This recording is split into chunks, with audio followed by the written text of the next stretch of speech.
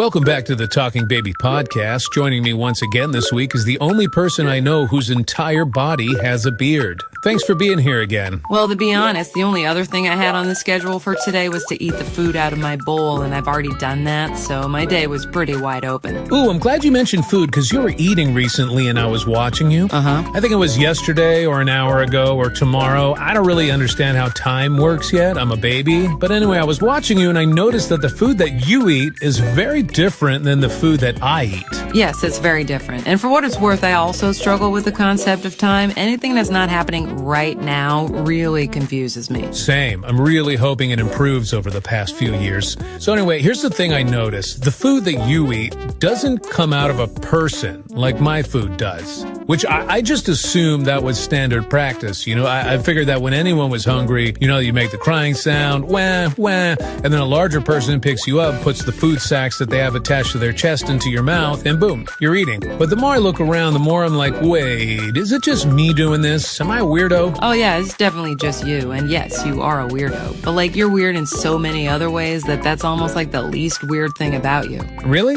What are other things that are weird about me? I mean, for one, you puke all the time, non-stop. Like, I'll puke once in a while if I eat my own poo or whatever. What's that now? Oh, you know how like when you're in the backyard and you're a little hungry, but mostly you're bored and you see an old pile of your own poo and you're like, why not? And so you eat it and then your stomach's like, ooh, I did not like that. And so you puke, you know, like the normal reason people puke. I'm starting to get the feeling that you may be unreliable as a source for what's normal and what's weird, but do go on. Oh, another weird thing about you is that you're like super small compared to other people. Yeah, I've definitely noticed that before, but I always assumed that I was a totally normal size and that they were all just giant freaks. Nah, you tiny, bro. Whoa, hold on. I just had the craziest thought. You want to taste your own poo? What?